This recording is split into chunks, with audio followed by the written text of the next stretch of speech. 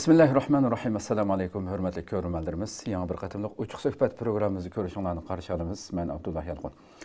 Kadirli görürmenlerimiz, hemmalığa malum boğandek yıllardan buyan devam kılıvatkan programımızda xilma-xil sahalerde meyli siyasetçilerimiz, alimlerimiz bolsun, ziyalilerimiz bolsun, her xil temalarda söhbet ötküzüp kilivatımız. Tünügün ilanımızda beğendek bugün elbette ete aslında. Dünya Kişilik Hukuk Kitabnamesi e'lon qilinganligining 75 yili bo'lgan kun. Albatta bu kunlarda her yili dunyoning nurg'un davlat rahbarlari, kishilik huquq tashkilotlari har xil dokumentlarni e'lon qilib dunyodagi bo'layotgan zulm, tajovuzchilik, ishg'ol, irqiy qirg'inchilik bu masalalarni talash tartish qiladigan, buni o'ttirg'i qo'yadigan davlatlarni ayblaydigan shunday bir kunlarda turyapmiz. Muşu münasebet bilen biz bugün Şarkı Türkistan'daki bu del kişilik hukuk künüge udullap durup, mana muşundaq her yili bu nidalar toğulunuyatkan bir paytda Şarkı Türkistan'da irqiy qirg'inchilik en yüksek pellige çıkan şekilde devamlaşıvatıdı hemmizge ma'lum bo'lgandek. Bunu bir söhbetli şeyle deb bugün kıymetlik mehmanimiz Avustraliyadan qatnaşıvatıdı programımızga. Xalqaro Şarkı Türkistan Teşkilatlar Birliği'nin muavin reisi şundaqla Şarkı Türkistan İnsan Hakları Közüş Cemiyeti'nin reisi hürmetli Nur Muhammed Türkistani efendim ziyaretimizi kabul kıldı. Aldı bilen köp rahmet etimiz. Rahmet, Allah razı olsun. Kadirli görürmenlerimiz programımız YouTube ve Facebook kanallarımız arkalık Naq Meydan'dan tarqıtılıp ekran aldı çıkıp duruyatkan numarımız şundaqla ictimai fikir vasıtırıdaki alaqı vasıtırımız arkalık programımızga alaqadar har qanday fikir teklif bolsa, berişinglarni, suallarыңlar bolsa, soruşinglarni ümid qilamiz. Shundaqla ko'pligan qarindoshlarimizni foydalanish uchun ham bahrlab qo'yishni ham unutmaysizlar. Albatta biz soat 3 deb e'lon bergandik, bir 15-20 minut kechikib qoldik, kechirim so'raymiz. Yuqorida bevosita programma kirib ketaylik. Hurmatli Nur Muhammed efendim. Albatta siz bu yillardan buyon mayli yaşayotgan devlet ve Avrupa'da olsun, Avustralya'da siz hazır ve Avrupa'da nurgun faaliyetler katlaşıyorlar. Hem Türkiye'de bu insan haklarını közüş cemiyeti üstüde kurulgandan tatip nurgun xilma-xil faaliyetler bilen aktif hizmet kılıp kelyapsizlar. Mana bugün biz bu Dünya Kişilik Hukuk Kitabnamesi e'lon qilinganligi 75 yil bo'lgan har bir kunda turibdik. Aytimizning İstanbul'da faaliyetinglar bor, cho'ng tipdagi faaliyet var. Yana şu bizning meselemiz Palestindagi meselelerni kundalikka ekemeşçamdi. Muşu minutlarda elbette bu nidalar to'vlangan kundan tatib insan hayron qoldi hamda. Yani bu nida e'lon qilinib, muşu xitobnoma e'lon qilinib bir yil bilan bo'lmay bizning vatanimiz ishg'ol qilindi. Ve dünyada ko'z yoshi tuyguni yo'q. Bütün nali faryodlar her yili bunda xitobnomalar e'lon qilinib, muşu xitobnoma aslitilgan taqdirdami bu zulüm, bu nali feryat, qayg'u, alamlar tuyguni yo'q, o'xshash davom qilyapti. Mushu minutlarda oldi bilan nimalarni his qilasiz? Siz bir mushu inson haqlarini ko'zish jamiyatning ustidagi birisi bo'lish sifatingiz bilan mushu nidolar to'linayotgan, eng ko'p to'linadigan mushu minutlarda nimalarni his qilasiz oldi bilan? Assalomu alaykum va rahmatullohi va barakatuh. Va alaykum assalom. Shundaqla shu programmalar orqali biz ko'rishayotgan barliq muhojirat Sharq Turkistonlik qarindoshlarimiz hammalar oldi bilan go'zal salomdan keyin oldi bilan Istiqbol televiziyasining bugungi bu programmasiga taklif qilganligiga rahmatim bilan boshlayman. Yani ata 10 dekabr dünya bo'yicha xalqarodagi nurg'unlagan taraqqiy qilgan yoki davlat sistemasini qabul qilgan davlatlarninki o'rtaq qabul qilgan bir kuni, ya'ni xalqaro inson haqlari kuni deb ataladigan 75 yilningizni xalqarodagi umumiy qurilma tashkiloti bo'lgan Birlashgan Millatlar Tashkilotininki har xil muassasalar orqali dunyoning har qaysi joylaridagi bo'layotgan inson haqlari dafsandichiliklari, tengsizliklar va adolatsizliklarga xotim berishni maqsad qilgan ve şundaqla dünyada xotirjam, tengdosh ve şundaqla bir haqiqiy adolat ustida qurilgan bir sistemaning qurilishini istagan bir bayonnoma yoki xalqaro shartnoma desakmi bo'ladi buni. bununki e'lon qilinganliginiki 75 yillikqa qadam qo'yayotgan bugungi kunda biz dunyoninki nurg'un joylarda bo'libmi mushu kunga udullangan bir minutlarda ya'ni 1949 yani 10. günü Xitoy Qizil Kommunist Armiyasininki Sharqiy Turkistonga armiya bilan besib kirgan kun deb hisoblanadi. Buningga 74 yil Falastin tuproqlarininki besib olinganiga naq 75 yil bo'lgan bo'ldi. Bundan boshqa dunyoninki biz biladigan nurg'unlagan jo'g'rafiyalarda yanıla şu Birleşken Devletler Teşkilatı jar selayotgan tengdoshlik, adalet ve hür sistemininki mevcut bo'lmasdan aksicha nurg'unlagan inson haqlari dafsandichiliklari, irqiy qirg'inchiliklar va so'yqirmlarninki bu kadar vahshiyliklarcha ilgilab ketayotgan bir kuniga qadam qo'yyapmiz. Albatta bu bir dunyodagi har qanday bir yurgi bor o'zininki hassasiyati va bir insonga bir savol belgisi qo'ydigan. Bo'libmi bizga o'xshash sharqiy turkistonliklarga va shundoqlar izlayotgan boshqa mazlum xalqlarga haqiqatan cho'ng bir savol belgisi qo'ydigan. Zodi bu dunyodagi jar selinayotgan adolat sistemasi, tenglik sistemasi va hurlik sistemasi zodi qayerda? Buningki ijrochilari kimlar va shundoqlar buning to'saliq bo'layotganlar kimlar degandek cho'ng bir savolni paydo qilgan kunda turyapmiz. Biz bundan unutmadı elbette Şarkı Türkistan toprakları işgal kılınan 74 yıl bu müstemlike jarayonida Xitoy davlati, Xitoy armiyasi, Xitoy xalqi va Xitoy iqtisodi bo'lgan bu 4 cho'ng birlikdan tarkib topgan bir sisteminingki davlatimiz topraklariningki boyliklarini bo'lash, xalqlarni qirg'in qilish, haq huquqlarimizga hech qanday bir cheklama qo'yilgan ahvol ostida tajovuz qilish. Shundaqla xalqaroning ko'zini bo'yash va xalqaroning aldash siyosatlari bilan ba'zi chog'da xalqaro siyosatlarninki tepkisi bilan bizning davlatimizni ishg'ol qilishninki bir yuksalishayotgan kunlarni ko'ryapmiz. Bundan boshqa shu 10-oyning 7-kunidan tortib Falastinda ya'ni G'azzada yuz berayotgan bir insoniyatga qarshi bo'lgan cho'ng bir jinoyatning shu 2 oy jarayonida takror ishlanib insoniyat va insonlarga bu kelgusida qaytadan oqisini to'liqlab bo'lmaydigan, ya'ni buni irreversible, ya'ni inglizchada oqisini to'liqlab bo'lmaydigan darajada bir cho'ng bir ziyonlarni akilayotgan bir reallik tutyapmiz. Ana shuning bilan bir vaqt chog'da bayotin riyosatchi deb o'tgandek 75 yildan tortib xalqaro jamiyat, davlatlar, tashkilotlar, organlar va insonlar üzlüksüz halde to'xtamay her yıl nurg'unlagan yig'inlar, nurg'unlagan memorandum yani o'zaro kelishimlar, nurg'unlagan davlatlar elib borayotgan faoliyatlar va shundaqla trillion dollarlagan mablag' selishlar orqali yanlam hal qilinmayotgan shunga o'xshash bir tengsizlikni ko'ryapmiz. Albatta buning o'zi zodi biz yashayotgan bu yer shar tengsiz dunyoda qarg'ilib bo'lmaydi.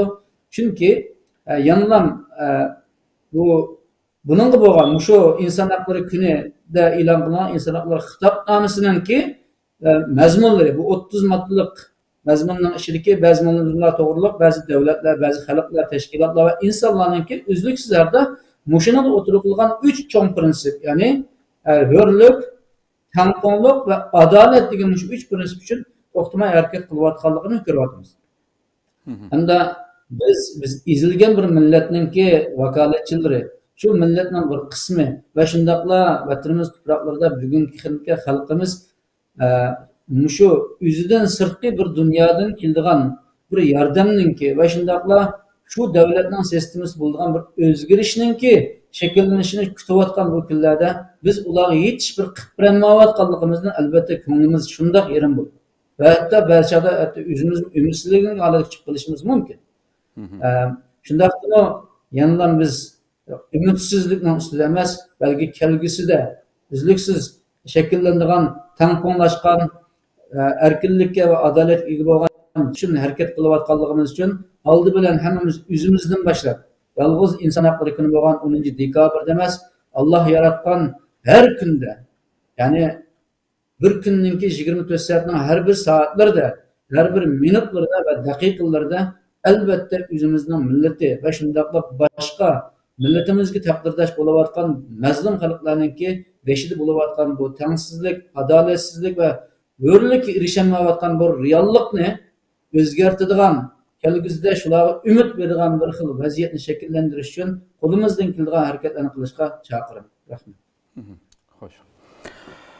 Ko'pdan ko'p rahmat. Haqiqatan deb o'tganingizdek bir tarafdan qarasa insonningki bu moddalarni agarda qarasa shundoq chiroyli qog'oz ustiga yozilgan bilan nurg'un narsaning hattoki shu o'xshash shu hozir biz dekabrda 10 dekabr 5 dekabr masalan shu 12 yana o'xshash 48-yili shu irqiy qirg'inchilikqa qarshi bir ahdnoma 5 dekabr e'lon qilinib ekanda hamda o'z vaqtida Volker Türkmenistan'ga 5 dekabr şu irqiy qirg'inchilik ahdnomasining e'lon qilinganligining 75 yillik munosabat bilan bayonot e'lon qilib so'zlagan so'zimi nurg'un tanqidlarga uchirdi.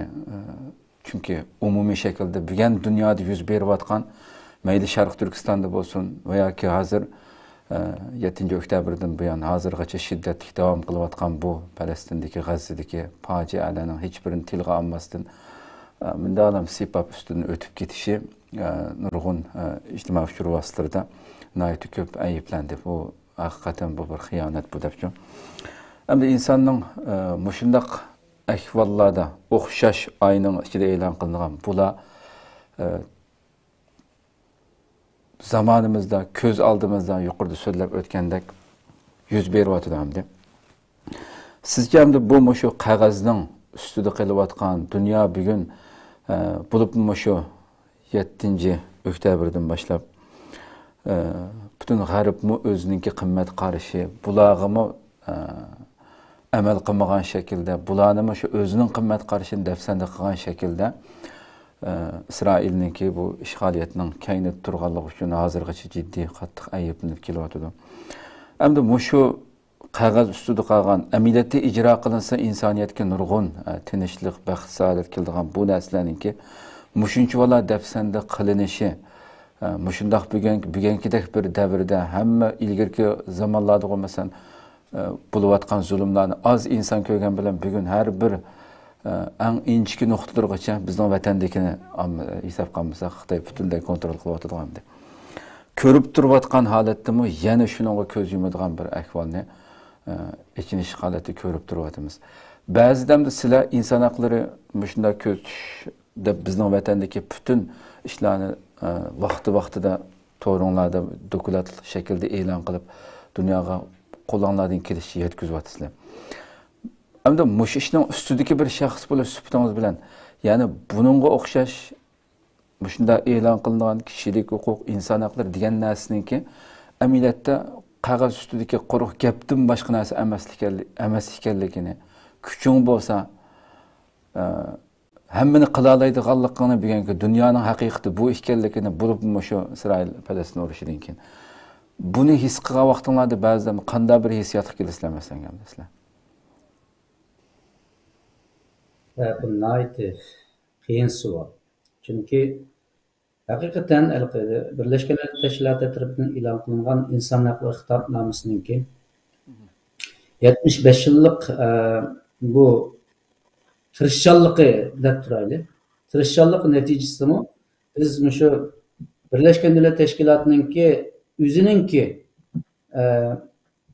ichki qismida e'tirof qilayotgan nurg'un ojizliklar borligini biz o'zininki og'zi orqali his qilamiz. Masalan, har yili shu Birleşmiş Milletler Teşkilatı'nınki inson haqlari kuniga xotirasida o'xshashlar bular bir narsani deydi. Bu nima degan chog'da bizningki istayotgan bir tinch bo'lgan yoki bo'lmasa jidal majra bo'lmagan, to'qinish bo'lmagan bir vaziyatni shakllantirish orzusimizningki nurg'unlagan to'sqinlik va xirslarga uchrayotganligi degandek gaplarni har qatim tilga olib bo'ladi.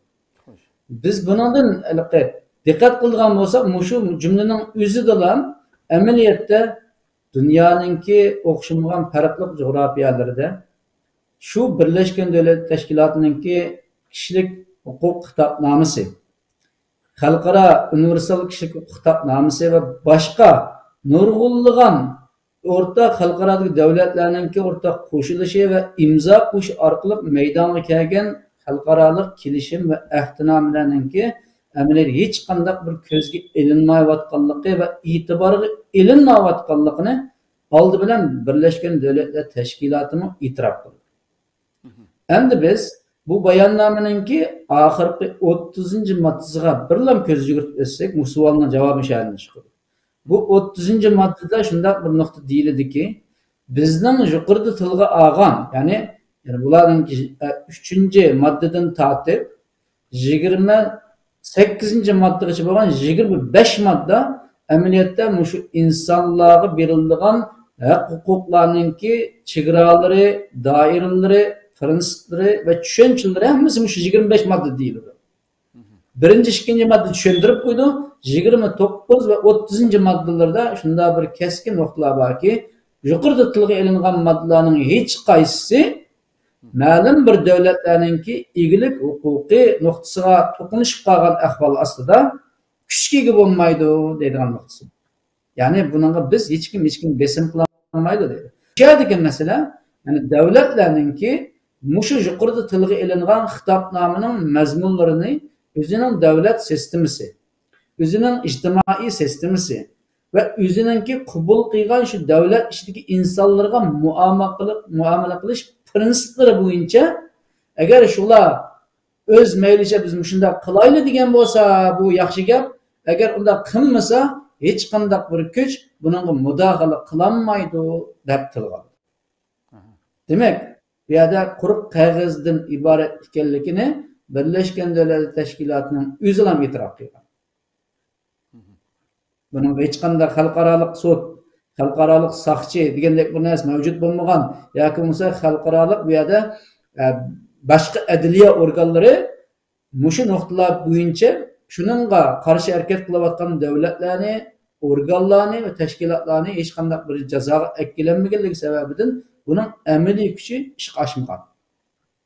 Endi bu tavsiya shaklidagi bir kelishim va ehtirom bo'lgan taqdirdami, aslida biz buningki, ya'ni bu shunga o'xshash qonunlar, ehtiromlar nima uchun kelib chiqqan degan oq ko'rinishga chiqgan bo'lsak, bu amaliyotda ikki dunyo arshali bo'libmi, shu 20-asrninki 5'ida yuz bergan ikki dunyo urushi, birinchi dunyo urushi va ikkinchi dunyo urushidan kelib chiqqan insonlarga yetib kelgan ziyonlar, o'lim, yo'qotish, urush, bu yerdagi vayronchilik va shundaqlar bu insonlarninki jeniga zamin bo'layotgan haddidan ziyoda oshgan qirg'inchilik siyosatlar tufaylidan shunday ahvollarninki qayta yuz bermasligi va shundaqlar shunday ahvollar yuz bergan chog'da davlatlar qandoq maydon tutish keraklik to'g'risida bu sabablardan tuzilib chiqilgan ahdnomalar edi aslida. Va shundaqlar bu ahdnoma tuzilgandan keyin buni imzo qo'ygan davlatlar va shundaqlar shu ahdnomani o'tirib qo'ygan BTT, ya'ni Birleşken Devletler Teşkilatı'na a'zo bo'lgan 193 dan ortiq davlatlarning hammasi aslida o'rtaq qabul qiladigan, himoya qiladigan va mushuning qarshi ishlar yuz bergan chog'da dasturib o'rnidan turadigan bir vaziyat shakllangan bo'lsa, mana bu biz orzu qilgan holatda bo'lganlar. Ammo biz bir tangpungsizlikni his qilyapmiz. Biz bu yerda 3 nuqtani dedimmi? Ularning o'tirib qo'ygan nuqtasi, ya'ni hurlik, tangpungluk, adolat. Ammo bu uchinchisi hozir bu bo'lmayapti. Chunki tangpungluk nuqtasida ilib aytilgan bo'lsak, cho'ng kuchlar, zo'ravon kuchlarning hammasi Xitoy, Isroiliya va boshqa dunyoning o'xshamagan jo'g'rafiyalarida hozir diktator deb atalayotgan o'zining xalqlari va o'ziga qo'shni bo'lgan ellarga ziyon solayotgan nurg'un davlatlar bor. Bir urush qo'zg'ash orqali hozirgacha biz bugun unutilgan bilan masalan Afrikadagi Rwandadagi qirg'inchilikdan tortib, inson qirg'inchiligi, Kambodjadagi qirg'inchilikdan tortib, Bosniyadagi qirg'inchiliklar bular tarix qalamidi. Bularning hammasi amaliyot nimadan keyin bo'lgansa, 1948-yildagi inson haqlari xitobnomasi e'lon qilingandan keyin bo'lgan. Biz sanab o'tadigan bo'lsak, amaliyotda 1948 deb o'tarib, ya'ni 75 qatimdan ortiq irqiy qirg'inchilik hodisalarini misolga keltirgan bo'ldi. Demak, to'xtamagan bu irqiy qirg'inchilik va tangpungsizlik bo'layotgan shaklda xalqaro jamiyatninki bularni mushuninga imzo qo'ygan, mushu qonunga, mushu ahdnomani imzo qo'ygan davlatlarninki bu meselelerde özününki cimcitliğini saklap, öz menfaat için bunu suiistemal qilishning o'zi amaliyotda Birleşken Devletler Teşkilatı, Halkara Cinayet İşler Soti ve Halkara Adalet Soti qatarlıq bunda çoğun halkara teşkilatlarınki ciddi bir karar çıkışıga ve şundaqla a'za teşkilatlarınki Birleşken Devletler Teşkilatı'nki a'zalık hukukununki salayetini bekitişte ve başka bulak mı? Bunun içindeki ma'lum mutaxassisleşken organlar, mesela insan hakları komisyası bulandı, başka socio-ekonomik konsollarning a'za bo'lish bo'lmaslikligi shartlariga aslida bir standard o'lcham qo'ygan bo'ladi deb o'ylaymiz. Ammo biz ko'ryapmizki, haqiqatan bu yerda bir tampon bo'lmagan, adolat hech qachon bir barpo bo'lmagan va shundaqla hurlikka, ularning insonlarning hurligiga eng og'ir darajada ziyon keltirayotgan omillar shakllanyapti. Ham biz buni qanday analiz qilamiz? Zodi qanday tushunamiz? Bayatning savolimizdan bu hadisler bizni zaten de bu dünya bir yalğancı dünya bo'lib qoldimi degan savolni qo'yish mumkin ko'rmanlar. Albatta qarindoshlar, dünya siyosati hech qachon yer sharida adolatni barpo qilgan siyosatlardan tarkib topmaydi. Chunki davlatlarning o'z oldiga bo'lgan mustaqil egilik huquq sistemasi, davlatlarningki o'zininki ko'zlagan nishon, maqsad va o'zining boshqa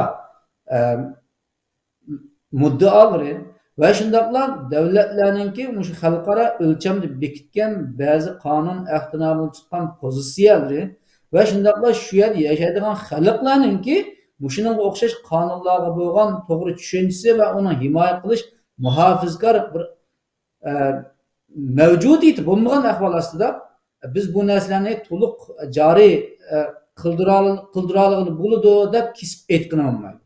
Ama bununla bilen biz bo'ldi bu işlerine hiç qasıyla aloqa qilsak bo'lmaydi ekan desek yanılan qatarlashib qolamiz. Masalan, şu yaqinqi Falastin yuz bergan 10 ayning 7 kundagi bu İsrailiyaninki yani bu G'azzadagi 2,5 million insonlarga qarata qilgan shiddatli hujum ve bu hujumninki xalqaro ko'rsatgan insonlar orasida ko'rsatgan ta'sirini azroq ham ko'rib boqadigan bo'lsak, dunyoning har qaysi joylarida bulup mu yani muşkuldaki halkara kanunlar ve ehdinameler kubul kılıngan, hürmet kılıngan ve teşebbüs kılıngan devletlerdeki halklarınki orullardan kopup bu adaletsizlikke bir hatimi bir işini talep kılıp koçular tükülgenlikini gördük. Mesela Anglia'nın London'da elip verilgan çoğun namayışta resmi istatistikada bir kıtımlık çıkan çağda 500 bin yani 20 milyon adam koçuya çıkanlıkını deyildi.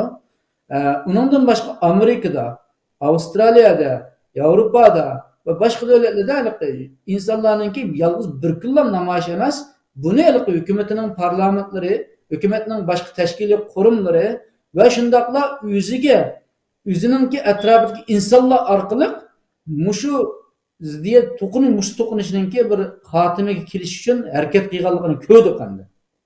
Ama bu bir ders birdi bu. Ama başka okşaş yani nüfusları en köp olan Hindistan'da şekillendi mi? Xitay'da şekillendi mi degende sualımızı koyumuz bir yerde. Nim için bu 4 milyar nüfus iki olan muşu iki devlet ve şunun etrafındaki bazı devletlerde bu şunda karşılık ahvalı şekillenmedi. Nim için bu yandaki halkla orundan kozulup çıkanmadı. Degendeki ahvalasında yani sual nimelse hayatın biz tılga ağan bazı devletler muşundaq ehtinamını fakat özünün menfaat için suiistemal qilib edip fakat xalqaradagi başka insanların hukukunu qo'llash kelgan chog'da sukut turib olganligidan kelib chiqyapti. Endi bu yerdagi bu savolga javob berishdan birdan bir usuli mujodilani to'xtatib qo'yishninki hech qanday zaruriyati yo'q. Agar to'xtatib qo'ysak, yo'q bo'ldi bu ish tugaydi ekan bu yerda desak, u chog'da biz hech nima qilmasak bo'ladi. Chunki o'zgartishninki yani transformation degandek bir narsaninki vujudga kelishininki o'zidan qisqa muddatdan ichida bo'lib qolmaydi. Chunki biz o'ylab boqaylik, 8 milliardga inson ega bo'lgan bir yer sharini o'xshamagan 200 necha davlat bor bu yerda. 250 dan ortiq til qatorliq madaniyatlar bor. Ve shundaqla insonlarninki qatlamlarininki hozir saviyalarini hisoblab qolmasa nurg'unlagan buningki bilim seviyesinden tatip, düşünce seviyesiga, jamiyatdagi o'rnidan tatip, jamiyatniki taraqqiy qilgan shakldan taraqqiy qilmagan shakligacha, insonlarniki o'zaro bir-birisiga manfaat yetkazish va bir-birisining ziyonlar bir ziyon yetkazmaslik nuqtai nazaridan tushunish prinsiplarigacha nurg'unga o'xshamagan qatlamlarda yashayotganligimiz uchun bizga tushadigan narsa nima esa o'zgartishga tirishadigan insonlar to'pining, qurilmalar to'pining va davlatlarninki tadrijiy holda yuqori songa ega bo'lishi va bu orqali o'zgarishninki mukammal shaklda bo'lmagan taqdirdami bir xil qanoatlanarli bo'lgan shaklda hosil bo'lishini biz yanılan kutalaymiz. Bu narsani umidsiz bo'lgan qat'iy bo'lmaydi. Chunki o'zgartish insondan bo'ladi. Sistemaning ichida yashaydiganlar hammamiz insonlar. Insonning amaliyoti nimasi? Yuragi o'xshashlam go'sh. Hamma odamda hissiyot bo'ladi. Ziyon tortish, ziyonga bo'lgan ko'z qarash va shunday qilib foydaga bo'lgan xushalanish qatorliq omillar shakllangan ekan, biz o'zimiz turayotgan rayondan tortib, o'zimiz ta'sir qila oladigan taraflarning hammasigacha mushu bo'layotgan ziyonlarninki amaliyotda biz tashabbus qilayotgan hurlik, adolat va tangpungliq sistemasiga ne kadar tushunayotganligini to'g'ri shaklda ko'rsatib beradigan chig'imizda xalqlarni, insonlarni, davlatlarni yana uyg'otqili bo'ladi deb o'ylayman. Buni biz amaliy misoldan ko'rdik.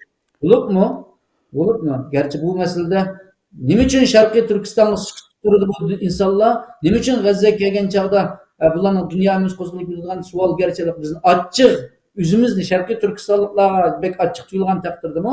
Men bir oldi bilan inson bo'lish sifatim bilan baribir qaysi millat, qaysi rayon, qaysi tavada bo'lsin, bir mazlum xalqninki ahuzoriga insonlarning o'rnidan turishi amaliyoti yanalam o'xshash turdagi voqealarga boshqa insonlarning o'rnidan to'g'izg'ilib bo'ladigan imkoniyatni bizga deb turdi deb tushunaman. Rahmat. To'g'ri. Haqiqatan. To'g'ri deysiz.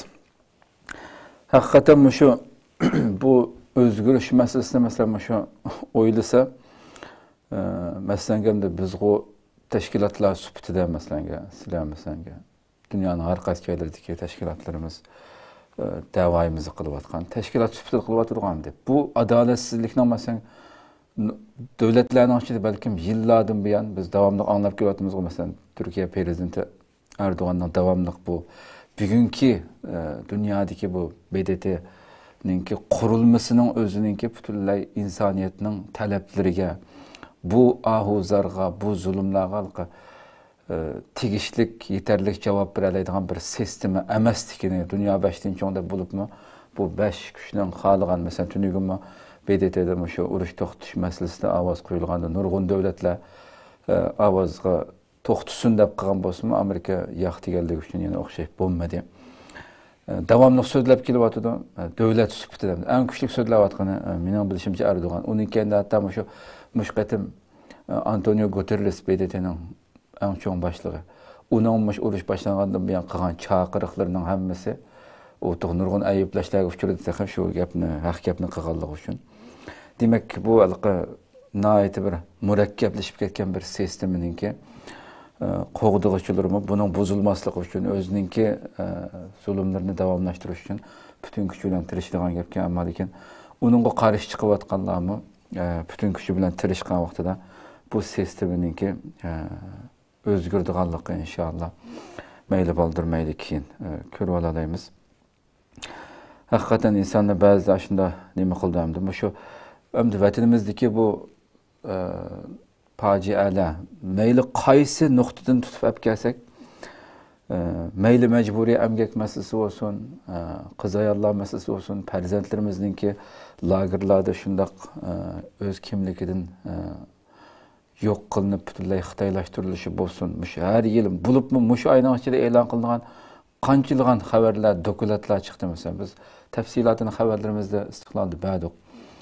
Hammasi shu dunyoda e'lon qilingan ma'lum shu necha yil burun butun insonlarni o'rtaq qabul qilish kerak deb qaralgan shu qonunlarga zid ish bo'layotganligini dokumentlardan Xitoyni ayblab kelyapti bu har xil. Sizlarmi shundan foydalanib bütün Xitoyninki vatanimizda elib berayotgan har turli jinoyatlarni dokument shaklida sunyapsizlarmi? Am buningki mushu bo'libmi shunda bir mezgilda, shunday kunlarda mayli g'arbda bo'lsin, mayli Turkiyadagi qilayotgan faoliyatinglar bo'lsin. Buningki natijasini masalan qilayotgan faoliyatinglardan ko'ryapsizlar, his qilyapsizlar yoki bugun masalan G'azza masalasi butunlay dunyoni qoplaganligi uchun biraz Sharq Turkiston masalasi kun tartibining ikkinchi qismiga o'tib qolgan bir vaziyatni ko'ryapsizlar masalan bu masala. Biz Sharqiy Turkistondagi Xitoy tajovuzchiligidan shakllangan bu irqiy qirg'inchilik va shunaqla insoniyatga qarshi jinoyatlarni agar chizadigan bo'lsak, birlab chizadigan bo'lsak, hozirgi yer sharining yuzini nechasi qoplab ketadi. Men shunday düşünüyorum. Yer sharining yuzini emas, balkim hozir bir yashayotgan mushu butkul atrofimizdagi biz olam deb ataymiz, mush olam hech yetalaydi deb tushundim. Chunki bu 75 yillik mustamlaka jarayoni xalqarodagi barliq qonunlarga qarshi, barliq qonunlarda tilga ilingan ash haqlarning hammasining dafsandijiligi bizning tuproqimizda tepildi. Men buni mushu nuqtada yana bir qitim deb o'tib ketaman. Dünyadaki nurg'unlagan davlatlar, insonlar, qurilmalar, tashkilotlar va shundaqla muhojiratdagi Sharqiy Turkistonliklarning tirishchanligi va vatanning ichida to'kilayotgan shu qadar qonninki, shu qadar bedelning soyasida insonlarning ko'pincha amaliyotda bizning Sharqiy Turkiston yuz berayotgan voqealarni irqiy qirg'inchilik va uningga halqigan jinoyat deb atadi. Ama hozirga qadar Birleşken Devletler Teşkilatı resmi halda bu meseleni irqiy qirg'inchilik deb e'tirof qildi. Bular o'tirib qo'ygan 2022-8 ayda o'tirib qo'ygan bizning vatan chiqargan 48 betlik bu raporti bilan shu raportni faqat insoniyatga qarshi jinoyat shakllanish ehtimolligi bo'lgan deb nayt siliqlashgan hech qanday odamga bir amaliy bir tepki berolmaydigan bir xulosalar chiqarib qo'ydi. Bunun o'zi, ya'ni mushuning o'zilar Birleşken Devletler Teşkilatı İnsan Hakları Komissiyasi, Birleşken Devletler Teşkilatı'nınki bexatarlik konsuli, Birleşken Devletler Teşkilatı'nınki umumiy saylom qurultiyi, qatorliq bu cho'ng organlar va shundaqla xalqaro adolat sotininki Sharqiy Turkiston masalasini irqiy qirg'inchilik deb tushunmaslikning o'zidan bir jinoyat. Yani shunday deb qo'yaman. Bu xalqaroliq jinoyat. Çünkü şu kadar 193 a'zosi bo'lgan, bu kadar mükemmel kurulmanı 75 yıldan tatip devam kelayotgan bir xalqaroliq organninki 75 yıldan tatip yüz berayotgan şu kadar kengaygan ve şu kadar insoniyatga ziyon selayotgan bir yo'qchi xarakterdagi jinoyatlarni irqiy qirg'inchilik deb tunuyolmasligi bularning amaliqida desak bo'ladi. Yani bularning jinoyati, bularning suçu deb qaraydi. Yani çoğun devletler bilan kevrishgan holatimizda mushu masalani deb kelyapmiz. Mushu Sharqiy Turkistondagi bo'layotgan irqiy qirg'inchilikda Amerikaning jinoyati bor. Yevropaning jinoyati bor. Va shundaqla bexatarlik konsensiyasiga a'zo bo'lgan 5 cho'ng davlatninki eng cho'ng jinoyati bor. Bular agar shunda buni to'xtataman degan bo'lsa to'xtata oladi. Ya'ni mushu bexatarlik konseyida a'zo bo'lgan, mangulik a'zo bo'lgan va boshqa qarorlik a'zo bo'layotgan davlatlarninki saylim ovoz orqali shakllangan narsa bu. Ammo shu qadar reallikni ko'rib turib, bu to'xtatilish majbur kerak degan narsa o'tirib qolgan chog'da albatta bu to'xtatib bo'lgan ahvol ostidami? Birleşken Devletler Teşkilatı'ga o'xshash cho'ng qurilmaninki bizningki davlatni hech qanday bir e'tiborga olmasligi. Ya'ni bu yerdagi 30 milliondan ortiq bo'lgan insonninki o'tmishi, hoziri va kelajagini hech qanday bir qimmat ustiga qo'ymasligini mana men jinoyat deb hisoblayman. Agar ya'nilam xalqaro sahnada adolat bor, adolat barpo qilgani bo'ladi, bu tangpongliqni hosil qilgani bo'ladi va shundaqla hurlikni amaliyalashtirgani bo'ladi deb qaralgan o'y bo'lsa, mana shundaq Sharqiy Turkistonga, Kashmirga, Falastinga, Rohingya yashayotgan arkanlarga ve başka mushuning o'xshaydigan cho'ng jo'grafiyadagi uchrayotgan, tengsiz bo'layotgan bir reallikqa bir xotimi beradigan amaliy bir qadamlar besilsa, biz anandan keyin biz bularninki qilayotgan ishiniki haqiqatan adolatga tushadigan sistema ekanligini qabul qila olamiz. Bo'lmagan ahvol ostida biz bularni nima deb biz bular har xil usullarni tushundirdi. Har xil narsalar bilan bizni qoyil qilish mumkin. Bizni qo'llab qo'yishi mumkin narsa ahvol ostida. Ve biz falan yig'inda tilga oldik. Hukunchi davlatning qonuni bunda kirgizdik edi. Masalan, 2021 yili Amerika ikki xil qonun chiqardi. Sharqiy Turkiston yuz berayotgan bu irqiy qirg'inchiliklar masalasi tufaylidan Uyg'ur kishilik huquqi va shundaqla majburiy emgakdan ishlab chiqarilgan mahsulotlarni cheklash qonuni dedi. Ama bu ikkili qonun hech qanday kuchga ega bo'lmaydi. Chunki bu üçüncü bir davlat chetilgan masala bo'lganligi uchun hech qanday buningga cho'ng bir amaliy qadam esilmaganligi uchun Xitoy ikkili noktadan. Mayli Uyg'ur kishilik huquq nuqtasidan bo'lsin, bunga parvo qilmaydi. İkincisi mecburi emgakdan keyin mahsulotlarni to'xtatib qo'ydi. Ya'ni bugün dunyoning har qaysi taraqqiy qilgan davlatlarda Xitoyninki shu bizning insonlarimizni qul qilishdan ishlab chiqarilayotgan mahsulotlar shunchalik bozorlik tovar sifatida sotilyotdi va shundaqla boshqalarniki iqtisodiy manfaat uchun o'ylanadi. Bu reallik. Ama şu kadar dünya qo'zg'alib ketgan, ko'chalar to'kilib ketgan, şu kadar bayonotlar berilib, xabarlar berilib va shundaqla Angliyadagi sud 2021 yil 6-oyda aytilgan sud bu irqiy qirg'inchilik bor degan taqdirdami Yevropa komissiyasi, Yevropa birligi bo'lsin, boshqa cho'ng davlatlar bo'lsin, hammasininki tavsiyalar bo'lgan taqdirdami Xitoy jazo lageriga solmagan bir Uyg'urni qo'yib berdimi degan savolni qo'yamiz. Qo'yib bermadi. Aksicha Dr. Adrian Zins'ninki şu en ahırda 2022 yılı xulosalangan dokladga qaragan chaqda biz diqqat qilsak bo'ladi, shuningdek o'rganilgan nurg'un darsliklar bor.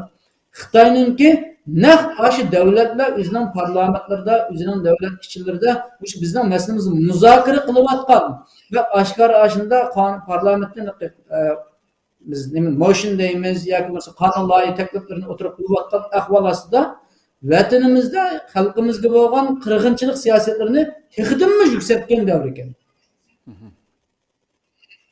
Biz buningga savol qo'yamiz. Nima uchun Xitoy a'zo bo'lgan, Xitoy davlati o'zi a'zo bo'lgan bu bexatarlik komissiyasi bo'lgan bu organ mushunda masalalarni ko'mib qo'ydi. Nima uchun G'azzada shu qadar cho'ng qirg'inchilik bo'layotgan taqdirda buning mangulik a'zo bo'lgan Amerika Birlashma Shtatlari nima uchun mushunda xalqlik ahvol ostida boshqa 13 davlat, ya'ni buningga bexatarlik komissiyasi 15 davlatning ovozi boradi, 13 davlat urush to'xtatilsin desa, bir davlat voz kechsa, nima uchun yana bir davlat bo'lsinmi, asha turib, ya urush to'xtatilish biz qo'shilmaymiz degan ish orqali xalqaroda amaliyotda reallikka eshish imkoniyati bo'layotgan bir qadamni qanday qildi desa, ular to'xtatib qo'ydi. Endi biz bu yerda bir savol qo'yamiz endi. Bu mushu masalalar orqali zodi bu davlatlarninki, shu davlatlarninki apparatlariniki amaliyotda yer sharida insonlar orasida mushuning adolatni barpo qilish orzusi haqiqatan bormidi, yo'qmidi degan narsa kelamiz. Mushu nuqtadan Sharqiy Turkiston inson haqlarini tekshirish tashkilotimiz, Turkiyaning ichidagi xizmatlarimiz ve ondan sırtlı devletler ile bırakılan başka hizmetlerimiz bilen biz elbette vatanımızda buluvatkan kırgınçılık, defsendiçilik siyasetlerini ve tecavüzçülük siyasetlerini bulmuş insan hakları noktasıdır. Halkaradaki insanlar özü kubul kılalaydıgan noktadan bozumu tehidin mi yarıktan şekilde yani bu davanınki elbette biz haklarga anıltımız deb tırışıvatkan bu noktalarını insan noktasıdır anıltalaydigan noktasıdan nurgulluğun kategoriyalashgan va shundaqla ayrim bir xil masalan ayollar, bolalar, diniy huquq qatorlarida bir kategoriya olgan ahvolda xizmatlarimizni davom qilyapmiz.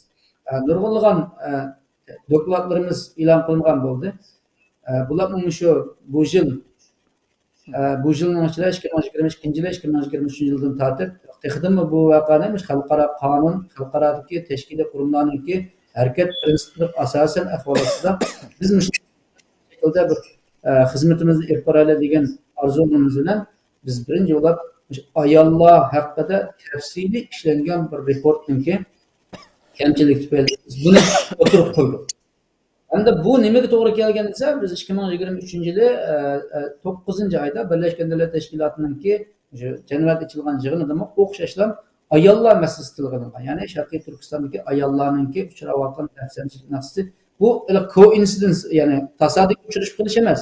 Bizim o'sha xalqaro bo'layotgan kun tartiblarga o'zimizningki ko'z qarash tushunchalarimiz va shunday xizmatlarimizni mushlar bilan moslashtirish to'g'riliq bu narsani tayyor. Bundan boshqa biz yana shu 2022-2023-yili Sharqiy Turkistonda yuz bergan irqiy qirg'inchilikninki yuksalgan bir holati va shundaqla xalqarodagi buning ko'rsatilgan tepkilar va shundaqla bizningki Sharqiy Turkiston va Uyg'ur tashkilotlarininki bu shaxta qilgan xizmatlarini xuloslagan bir dal indeks chiqadi. Biz amaliyotda bu narsani yolg'iz o'zimizning bir xizmat emas, balki shu bundan foydalana oladigan ve bundan keyingi o'zining harakat uslubini, harakat o'lchamlarini va prinsipini o'zgartirishga foydasi bo'lib qoladi degan shaklda bu narsani ko'rsatdi. Buning ichida ochiq bir aslimi bor. Butkul yer sharidagi insonlarga, bo'lmi Sharqiy Turkistonliklar qo'ygan ochiq bir reallik. Ya'ni Xitoy davlati shu qadar bizni yo'qotishga shu qadar tamshilayotgan ve bununla xalqarodagi boshqa qonun vositalar orqali o'ziga kuch to'playotgan ve bizni yo'qotish bu qadamlarni shu qadar tiziltayotgan shakl ostida Sharqiy Turkiston manfaatiga, Sharqiy Turkiston xalqining manfaatiga vakolatchilik qilayotgan muhojiratga tashkiliy qurumlar ve insonlarimizningki ne kadar orqaga chekinib ketayotganligidek bir reallikni biz o'tirib qo'ydik.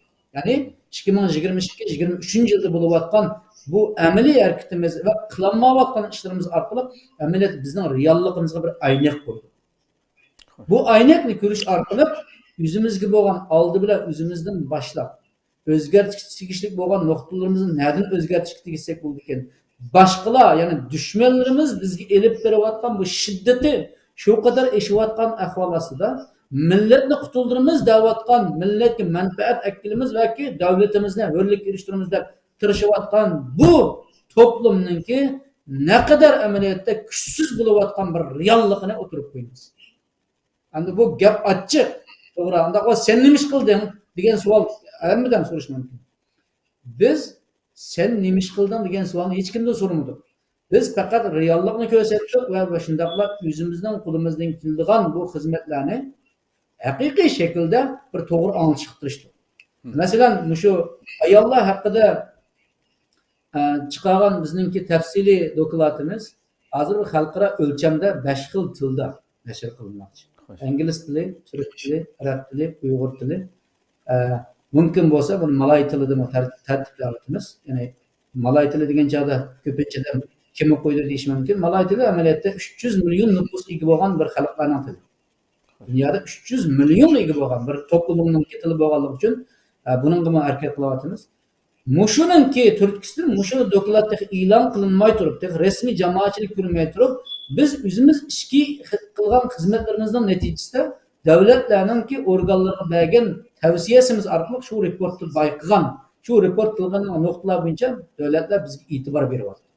Bizning masalamizga boshqa nuqtadan ko'ngil bo'lyapti. Ya'ni bu yerda haqiqatan og'irlashgan, shiddatlashgan bir xil irqiy qirg'inchilikning real ifodalarining borligini bir, ya'ni biz ayollar nuqtasidan, bolalar nuqtasidan, cho'nglar nuqtasidan, sog'lom yetilmagan o'smirlar nuqtasidan o'xshamagan nuqtalardan yo'rtib bergan chog'da bu amaliyotda Xitoy davlati davron solayotgan ma'lum darajadagi terrorchi, bo'lginchi guruhlar emas, insoniyatningki o'xshamagan hamma qatlamlarga qilinayotgan cho'ng bir hujum ekanda tushunyapti.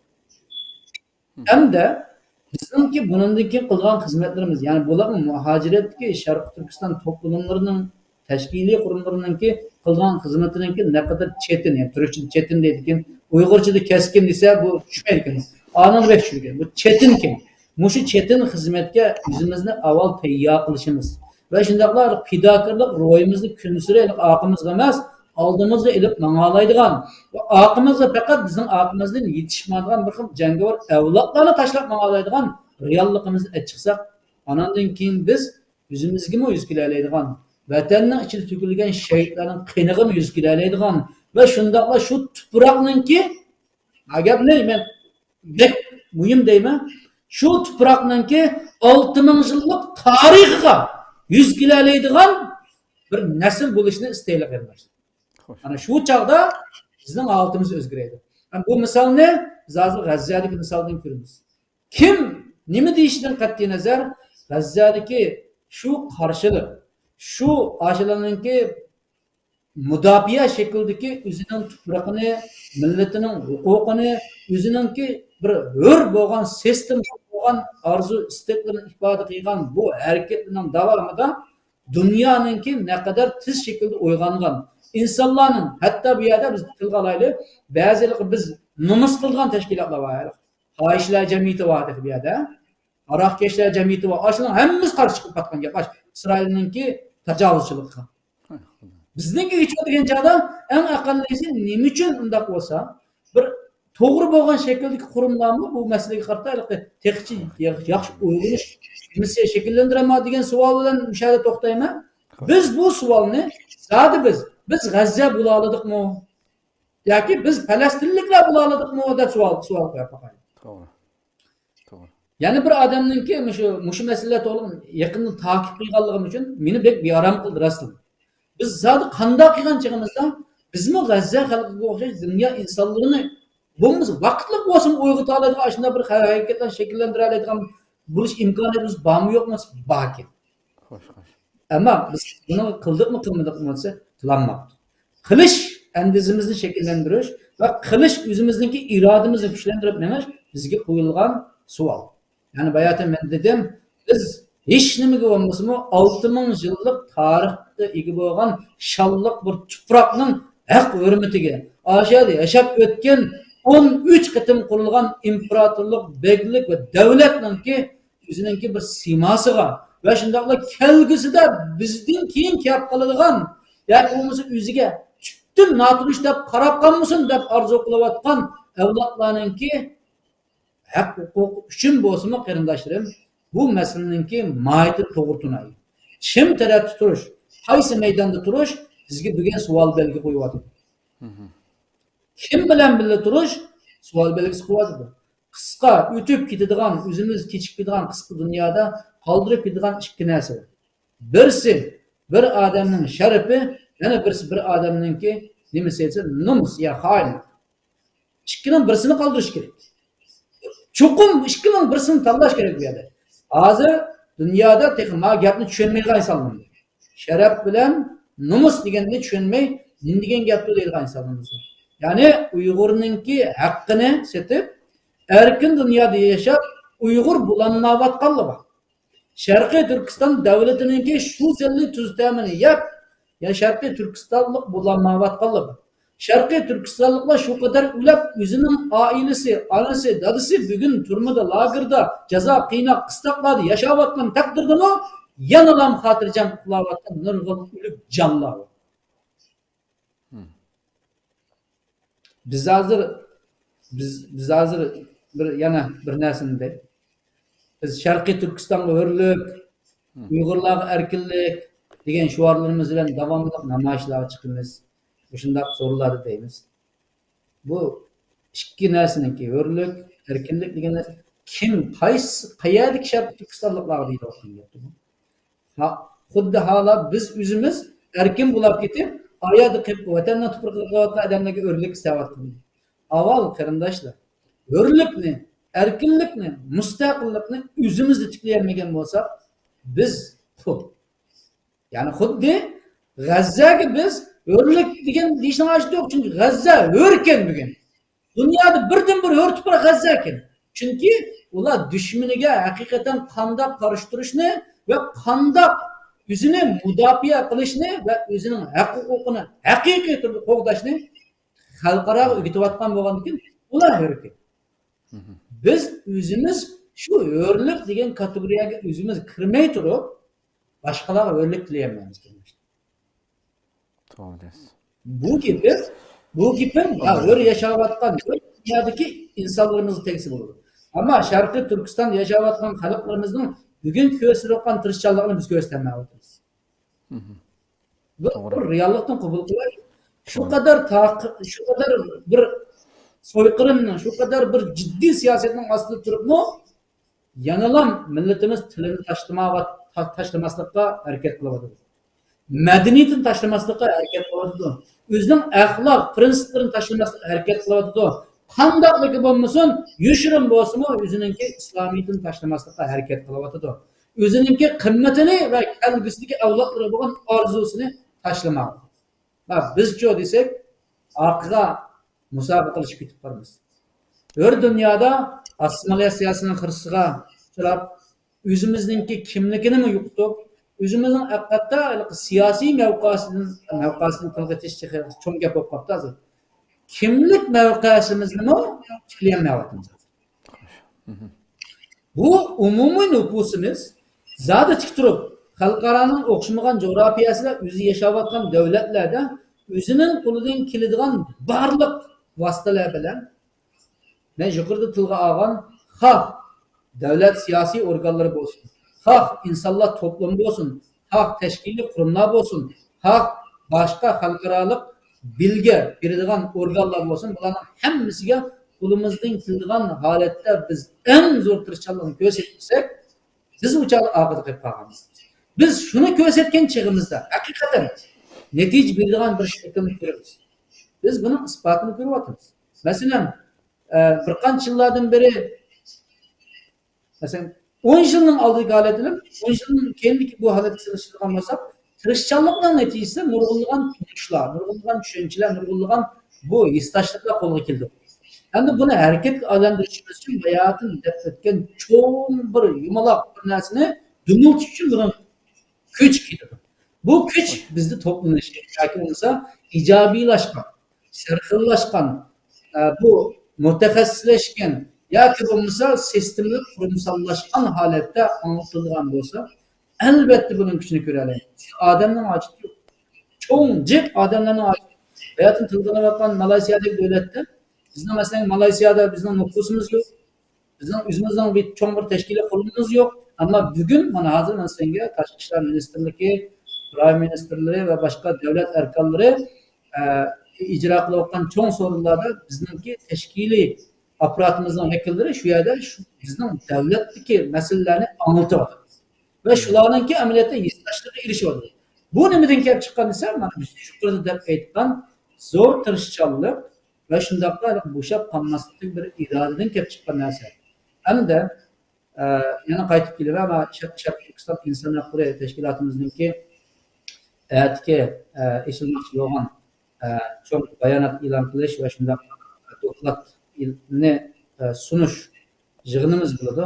Shu munosabat bilan İstanbul'da yaşayotgan barliq Sharq Turkiston vatandaşlarını faaliyetga taklif qilaman qarindoshlar. Shundaqla Türk qarindoshlarimiz boshqa Turkiyada mavjud bo'lgan boshqa erkaklarniki insonlar bo'lsa, ularni o'zlarining qo'lidan kelgan doira tashkilotlarni va bu yerga shu xizmatni ularni report e'lon qilingandan keyin bu reportniki 5 xil tilda bizlarga aloqador bo'lgan to'plamlar, insonlar, davlatlarga qo'limizdan kelgan vasıtalar bilan ortak tartışma uyuşmalarını tavsiye ediyoruz. Bulup mu? Yıllık indeksimizde zor tirishchilikni ko'rsatdi. Bunun içinde biz Sharqiy Turkistonda bir yilning ichida bo'lgan cho'ng voqealarning Xitoy siyosatininki qirg'inchilik siyosatining hammasini tilga olish va shundaqla xalqaro yuz bergan akademik nuqtasidan, davlat siyosiy nuqtasidan, toplum nuqtasidan, shaxslar, insonlar nuqtasidan bo'lgan o'zgarishlar va shundaqla bizga foydali va foydasiz bo'layotgan sharoitlar qatorliq nuqtasini yaxshi bir xil ko'riladigan shaklda qisqartma shaklda insonlarimizga foydali manfaat bo'lsin deb e'lon qildik. Mushunimi mumkin bo'lsa o'zimiz faoliyat qiladigan, o'zimizga hissdashlik qilgan tashkilot qurumlarga, insonlarga o'xshashlar yetkazish orqali shu bir yilning ichida bo'layotgan shu qadar yomonlashgan bu siyosetninki amaliyoti 75 ga ko'paygan chog'da nima hosil bo'ladi degan savolni biz o'zimizdan boshlab boshqalarga beraylik deb orzu qilaman. Ko'pdan ko'p rahmat. Haqiqatan nihoyatda tafsiliy holatda to'xtaldingiz, Alloh rozi bo'lsin. İctimai fikr vositalaringlar orqali u yerda shu Turkiyadagi nurg'un shu yerdagi inkoslarga qarasak ham shu mushadagi nurg'un xalqni turkcha taqat qilindi deydimi? Başqa tillardagi keng tarqalish kerak. naiti kasbiy bir şekilde lahilangan narsalar hammasamda naiti qisqa ham o'qigan insonning har qandoqini naiti qisqa vaqtning ichida nurg'un narsalardan ma'lumotga ega qiladigan narsalarni sunib kelyapsizlar. Albatta siz yuqorida so'zlab o'tgandek shu hamda bu ba'zida reallikdagi bu chilbörlar do'stliqindagining hammasi bir-birisidan jinoyatlarga chiqamdi bu bilgan dunyoni ostini ustun qilib yeyman deyotgan bu kuchlarninki.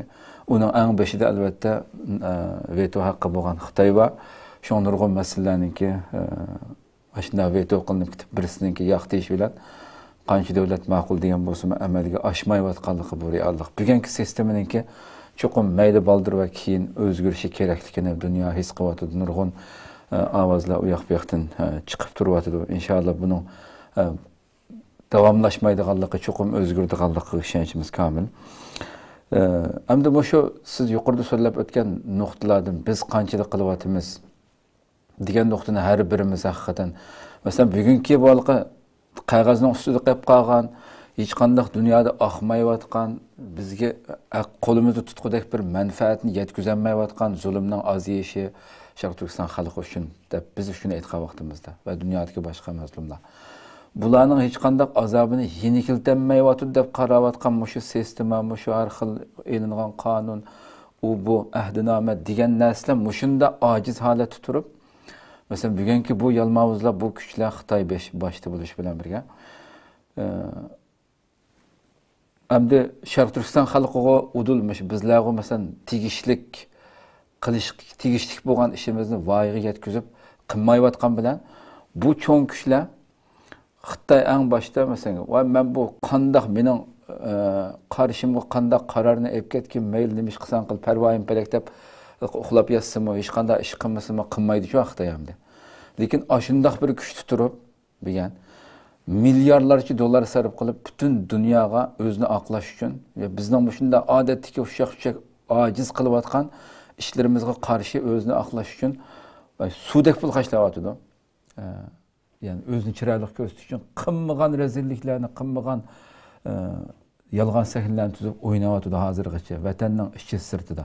Yani mushuningdan har qancha ojiz bo'lib ketsimi bu masalan Xitoyni ayiblaydigan nurg'un shu chiqayotgan dokladlar, ayiblashlar Xitoyga bu bevosita turmushga urib ta'sir qilmagan bilan, ya'ni shu Xitoyni shu putini shu put ko'ygan to'xidek qilib yetalaydiganligi shu ojiz sistemaning ro'shan ifodasi. Chunki Xitoy uningga parvoyim palak nima ish qilsan qil deb hech qanday ish qilmay o'ziniki ishini qilib uningga raddiya qaytarmay turgan bo'lsa foydasi bo'lmaydi desek o'tamdi. Lekin ashning raddiya qaytarish uchun o'zini aqlash uchun qilmag'ini yo'q. İnson aqliga shaytonning aqli kelmaydigan o'yinlarni tuzib chiqib, yolg'on ishlarni o'tirg'a chiqarib o'zini aqlash uchun tirishyapti. Va bundan keyin nima qildi? Shunga bu yerda har bir xalqimiz, tashkilotlar hammasi yani bu Xitoyning nimasiga qarshi buningga qarshi texmbek hassilab kuchli harakat qilishni eng kuchli Xitoyningki qilayotgan ishlarning o'zi bizga har birimizga vazifamizning qancha ig'irligini eslash kerak deyman bu yerda. Albatta nurg'un bu jinoyatlar Xitoyningki qilayotgan nadan so'rab kelsak siz abay misollarni men so'rab bo'g'icha hammani siz misollar bilan dedingiz. Nadan tatib kelib mayli jami masalasi olsun bunu yaqinda e'lon qilingan dokladlar hammasi jinoyatlar to'shib turibdi ham deb davomlashtiryapti va buningga tegishlik ishlarni to'xtatmay qilishimiz kerak. Endi shu oxirida siz ati echildigan yig'in haqida so'zlab bo'ldingiz. Islom dunyosiningki masalan 17 oktyabrda echilgan shu BDT'ninki yig'indimi 70 necha davlatninki Pakistan başlıq bizga qarshi chiqqan va 51 davlatniki bu inson haqlari masalasi, kishi huquq masalasi tilga ilinish kerak deb qilingan qarorni misla e'lon qildinglar. Men uni takror demay dedim hamda chunki o'tganda biz islom dunyosining sukut tutirish masalasini biz mishadi ba vaqtingizda suhbat qilib bo'ldik deb o'ylayman. Programmamizda shu oxirlashtirsak, shu oxirlashtirishdan burun shu e'lon bergandan keyin tunugun bir qancha savollar kelgan bo'ldi menga. Bu 2021 yil 7-ayning 19 kundan buyon Marokashda tutib turilayotgan Idris Hasan qarindashimizga buningga masalan bo'lib shundaq kunlarda masalan onun ahvoli nima bo'ldi, shuni bir bu inson huquqlari ko'zatish tashkiloti bo'lishi bilan bunga bir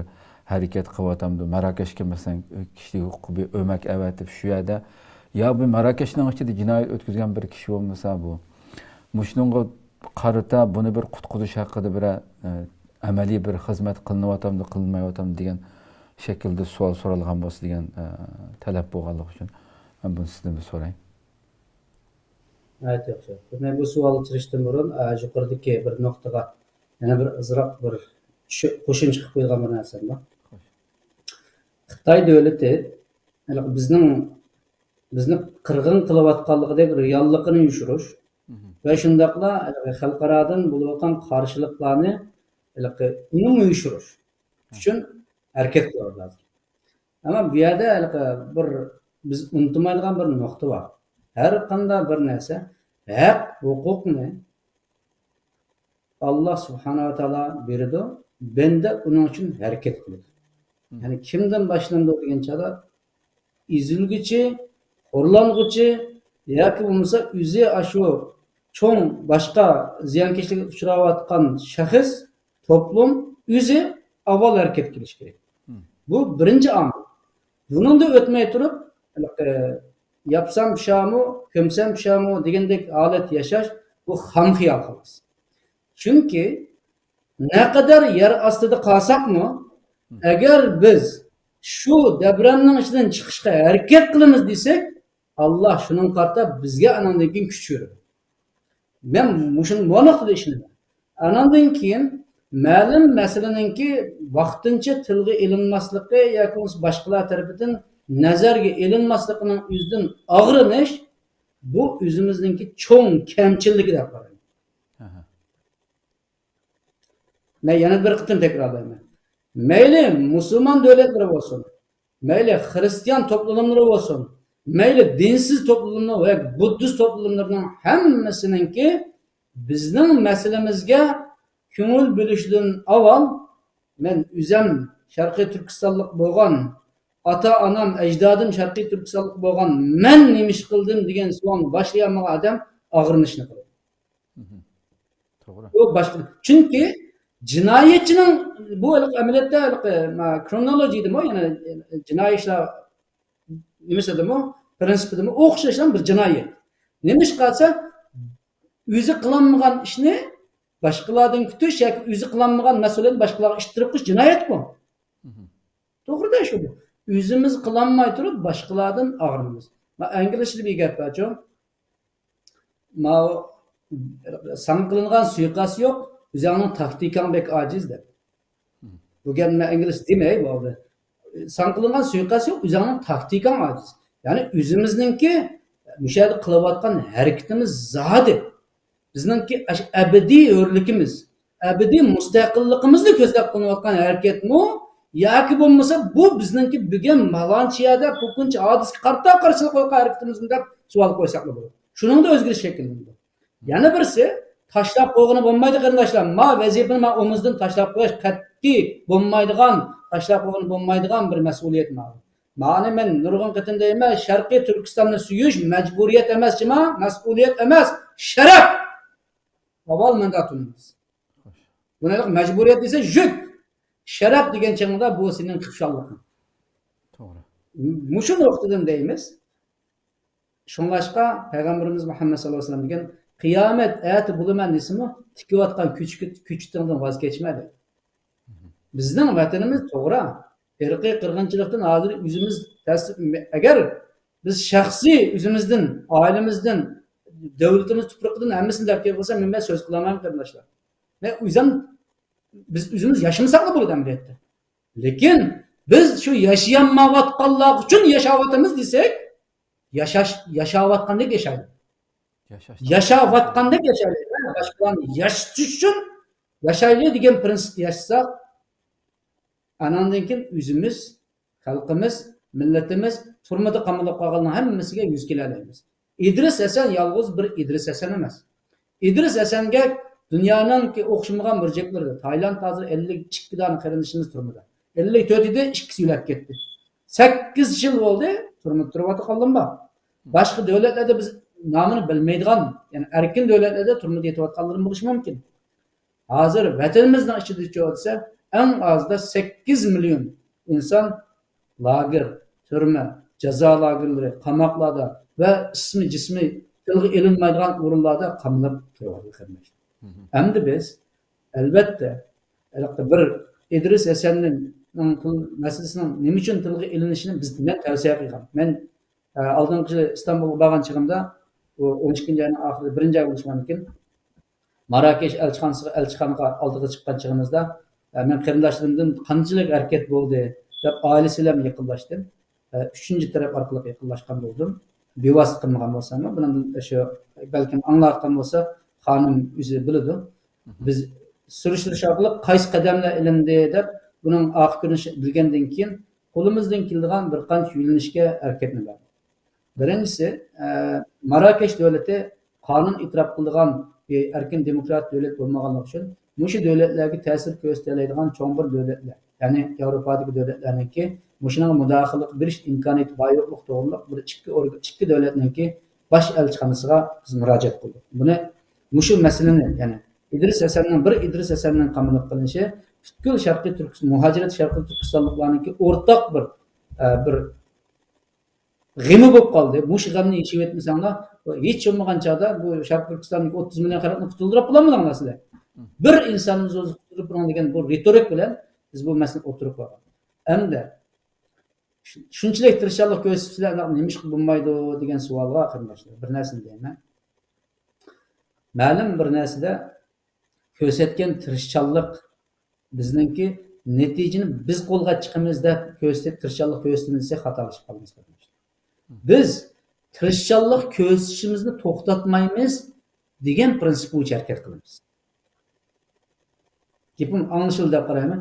Agar men bir narsani İdris Esen'ni qutqizib chiqishni o'zimga bir o'lcham yoki bo'lmasa bir shu nishon qilgan bo'lgan bo'lsam, mening harakatim balkim İdris Esen bilan to'xtab qoladi. Shunlashqa İdris Esen'ning qutulishida umid bor. İnşallah Allah xolasa buning uchun Sharqiy Turkiston inson haqlari jamiyati buningga maxsus biz o'zimizningki odamini, maxsus bir odamini mush ishninki orqadan surishti qiladigan, o'zimiz ko'rishayotgan taraflarga bo'layotgan ahvolning tafsilotini yetkazib turadigan va shundaqla qo'limizdan kelgan qonuniy yo'llar bilan bu qarindishimizningki bexatar oilasi bilan jam bo'lishiga bir tirishchilik ko'rsatadigan sistemimizning borlig'ini hozir sunaman. Oldi bilan Alloh subhanahu va taoloninki mush qarindishimga o'xshash bo'lgan oilasi bilan jam bo'lish orzu turayotgan millionlagan Sharqiy Turkiston nasllariga Alloh subhanahu va taolodan umid tilayman. Anandan keyin bayatim degan gapim bo'yicha yashayanmayotganlarni yashitish. Bu boshqa uzuqlanmayotganlarni uzuqlantirish, o'rlikka erishilmayotganlarni o'rlikka erishtirish amachlari yoki ash nishonlari bilan harakat qilish bu bizdan. Ammo lekin natijadan chiqmasligini biz yanilam Alloh subhanahu va taolo qo'yamiz. Natijasi ish qilamiz yugursan emas, biz natija chiqadi deb ishonib yuguramiz. Qarindoshlar. Chunki savol qo'ymaymiz bundan. Mushu nuqtada yana bir qitim deyman, biz qilayotgan tirishchilikning orqasida Alloh xolisa mushu qarindishimizga o'xshash bo'layotgan boshqa ahvolli qarindoshlarimizga cho'qim bir chiqish yo'li bo'ladi degan orzu bilan, shu niyat bilan va shundaqla shu istak bilan harakat qilyapmiz deb qarayman. Qolganiga Alloh subhanahu va taolo shu oilasiga, kichik bolasi va ayoliga haqiqatan bir sabr bersin deyman. Hamda yana bir tavsiyam, hemşire, siz shu inson haqlari tarafidan e'lon qilingan ayollar huquqidagi mazmunni, reportni ko'tarib olib kirib, o'zingiz biladigan ayol parlament a'zosi bo'lamdi. Ayol belediye başkanı bo'lamdi. Ayol muxbir bo'lamdi. Ayol advokat bo'lamdi. Ko'rishadigan nuqtada siz ko'rishsiz. Mana bu mushu report deyilgan ayolning birisi mana men. Mana men shuning yo'ldishim mana palonchiyada qilib turibdi. Sizmi to'xtamay harakat qilishingizni tavsiya qilaman. Agar zarur tepilgan chog'da biz bayatın dedik Marrakeshga odam avatish va Marrakesh tarafga o'zimizningki yuqori talabimizni qo'yish narsalarini biz emas, bizden aşağı yıkıllaşalardan güçler bilen oturup qo'yishga biz albatta tayyorlab qilyapmiz. Ammo sizlarmi har bir İdris Asachni ko'ngil bilayotgan shaxslarning hammanglar mana bugundan tortib mush gapni anglagandan tortib qo'linglar qalamni ilib o'zinglar turayotgan davlatniki tashqi ishlar ministrligiga o'zinglar turayotgan davlatdagi inson haqlari ishxonalariga Amnesty International Human Rights Watch'ga bir Sharqiy Turkistonlik bo'lish nuqtai nazaridan sizning İdris Asanga va boshqa İdris Asanga o'xshash Sharqiy Turkistonliklarga kutadigan talabingiz nima deb xat yozishingizni, harakat qilishingizni, mushu mujodilada o'rtoqlashgan bir xil kuchimizni barpo qilishimizga yordam berishingizni so'rayman. Rahmat, Alloh razı olsun. Ko'pdan ko'p rahmat. Alloh razı olsun. Vaqtimiz bu oxirlashib qoldi. Shuning bilan mishada programmamizni oxirlashtirsak, boshqa so'z qolmadi deyman inshaalloh. Allah razı olsun. Rahmat, Alloh razı olsun. Qadrli ko'ruvchilarimiz, shuna qilib bugungi sonimizni mishada oxirlashtiraylik. Haqiqatan har bir so'z nihoyatda tafsiliy holatda aytib berdi hurmatli Nur Muhammad Turkistoniy apandim. Yani aldı bilen albatta nurg'un masalalar bugun atrofimizda bo'lsin, vatanimizdagi ahvollar bo'lsin, insonni ba'zida mayuslantirgan bilan asla musulmonga yarashmaydigan, musulmonning lug'atida bo'lmasligi kerak bo'lgan bu biz aslida jang maydonida emas, yani ümidsizlangan kunimiz, bel qo'yayotgan kunimiz, bo'ldilar bu oqmaydigan ishkan degan kunimiz mag'lub bo'lgan kunimiz aslida. Uçuq yo'g'on tamga yetib qo'yishimiz kerak buni. Mening mag'lub bo'lgan kunim keynimga chekingan minutimdan boshlab mag'lub bo'lgan bo'lmadi. Qachon biz hiçbir har qanday bir ishga shu bugungi Falastindagi kunlarni, shu ko'rinishlarni, qanday telefonimizni açsaqmi bizning oldimizga yugurib chiqadigan o ko'rinishlarni ko'raylik. Bizga kichik bolalar bizga dars o'tyapti aslida. Şu yerdeki şu küçük ota-onasi hamma narsadan ayrilib qolgan bolaning qilayotgan o bir artistlarning sahnasi emas u.